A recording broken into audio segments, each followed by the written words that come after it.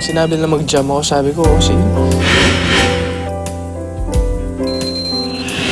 Isang advocacy band na tumutugtog tuwing Huwebes sa mga public places ang nakajam kamakailan ni Aljur Abrenica. Musika Ramay ang tawag ng bandang Climax sa kanilang activity na naglalayong kumalat ng pondo for charity. Recently, nasa Eastwood ang grupo at nagpe-perform ng mapadaan ang kapuso hunk na si Aljur Abrenica.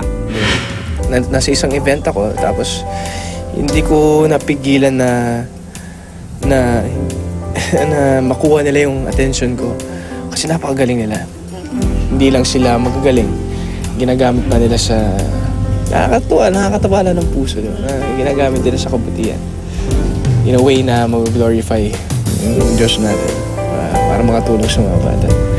Biro-biro lang yun. Oo, biniro lang. Biniro namin siya, jam ka. Kasi ang pagkakaalam namin, music lover din talaga siya. So biniro namin, jam ka. Siya naman, sige. So, wholeheartedly, without any hesitation, Bilis. nagumuo siya. Kaya, grabe, very, very down to earth. Grabe. Wow, I think it happened for a reason. For me, kaya ako nandun. Unang-una, love ko yung music talaga.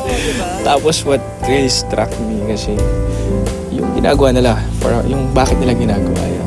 Si Aljur parang hindi niya ginawa yun. Parang hindi niya ginawa yun na gusto niya lang magpasikat or magpaano eh. Parang makikita mo talaga na totoo. Kasi yung pag-approach niya parang, alam mo yun, bro. At saka wala pa masyadong tao. Oo, wala pa masyadong tao. Wala pa masyadong tao nung nag-approach siya. And then all of a sudden, when he started performing, dumami. Siya pa yung lumapit, di ba? Alam mo. Ilang beses na rin nagsagawa ng fund drive ang Climax Band. Nangalap na rin sila ng pondo para sa mga biktima ng lindol sa Bohol at ni Bagyong Yolanda. Kung bibigyan daw uli ng pagkakataon, ay willing na mag-perform si Aljur kasama ang banda. I'd love to. Gusto ko rin din sabihin na, alam nyo, for me, sana mamit ng mga tao tong Climax family kasi really good. And good people. We'd like to take this opportunity to thank him. Sobrang siguro maraming na-touch na buhay dahil dun sa nangyari na yun eh. Actually, yun naman yung purpose na ginagawa namin is to touch lives through music. So, marami rin nung kumanta siya, grabe na kumumpol yung tao, yung daming So, salamat Aljur. Thank you.